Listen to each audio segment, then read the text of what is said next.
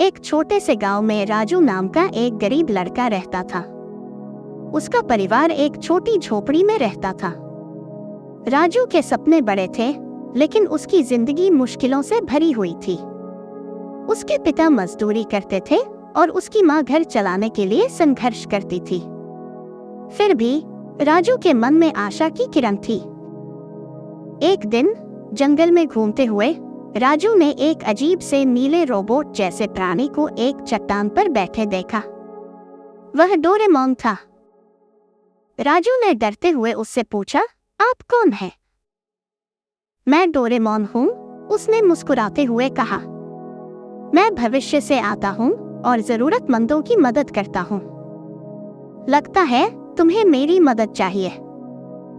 राजू ने झिझकते हुए अपनी सारी परेशानियां बता दी। कैसे वह पढ़ाई करना चाहता था, अपने परिवार की मदद करना चाहता था और गांव के हालात बदलना चाहता था।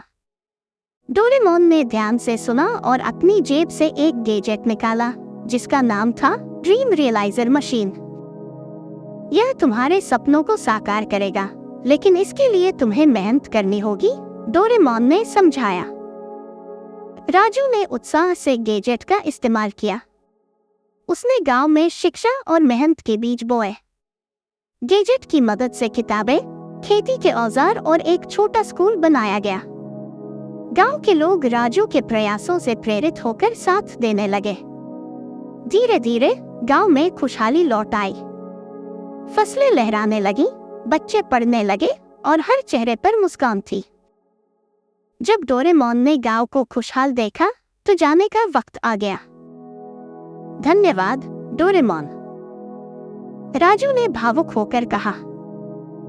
डोरेमोन ने मुस्कुराते हुए कहा, याद रखना राजू, असली जादू तुम्हारी मेहनत और दया में है। डोरेमोन के जाने के बाद राजू ने महसूस किया कि अब भविष्य उसके हाथों में है।